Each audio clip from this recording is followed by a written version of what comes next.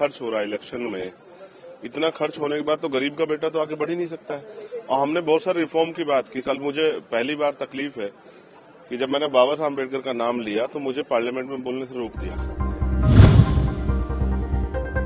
तो जो voting right है ये हमारी शक्ति है, इसको छीनने का प्रयास इस तरह SIR के जरिए किया जा रहा है। इस पर जो सवाल थे उसका जवाब तो सरकार नहीं दे पाई।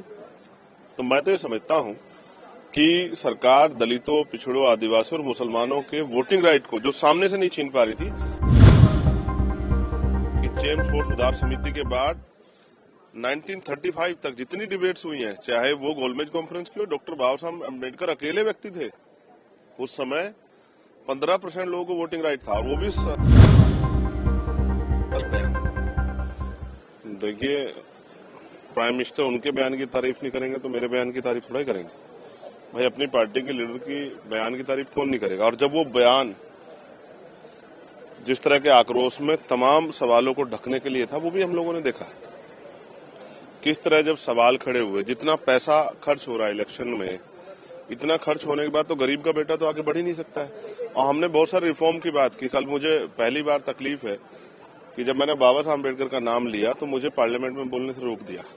मैं उनके एक कोट को दोहराना चाहता था, जो ये था कि बाबा साहब अम्बेडकर की 4-4 बच्चों को कुर्बानी से वोटिंग राइट मिला है, और इसी वोटिंग राइट की वजह से उन बस्तियों में जहां गंदगी है, जहां कीचड़ है, जहां रास्ते नहीं है, जहां स्कूल नहीं है, जहां कॉलेज नहीं है, जहां हॉस्पिटल नहीं है, उन बस्तियों में भी बड़े बड़े महलों वाले, बड़े बड़े गाड़ियों वाले, बड़े बड़े धन्ना सेठ, बड़े बड़े नेता चुनाव के समय जाते हैं उनसे आशीर्वाद लेने के लिए, क्योंकि उनके पास वोटिंग राइट। तो जो वोटिंग राइट है ये हमारी शक्ति है, इसको छीनने का प्रयास इस तरह SIR के जरिए किया जा रहा है। इस पर जो सवाल थे उसका जवाब तो सरकार नहीं दे पाई।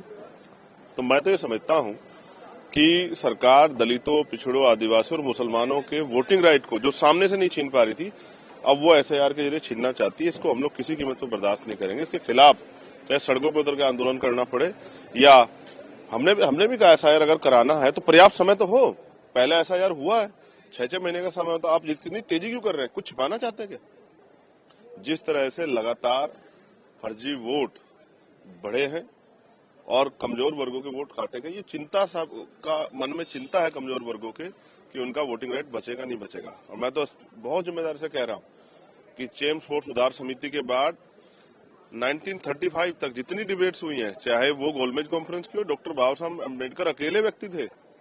उस समय 15% लोगों को वोटिंग राइट था, और वो भी संपन्न स्वर्ण जाति के लोग थे, गरीब स्वर्ण भी नहीं था, और उसमें भी सिर्फ पुरुष थे।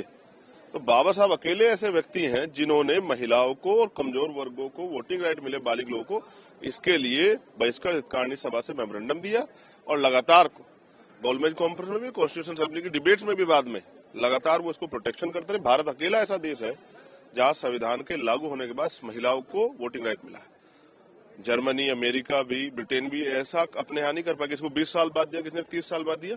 भारत अकेला ऐसा देश है। इसलिए महिलाओं की वोट का प्रोटेक्शन हो, गरीबों, दलितों, पिछड़ों, मुसलमानों, आदिवासियों की वोट का प्रोटेक्शन हो, और संविधान को पसंद करने वाले हर व्यक्ति की वोट का जो है प्रोटेक्शन हो। इसलिए हम लोग जो है पार्लियामेंट में सरकार से सवाल कर रहे हैं।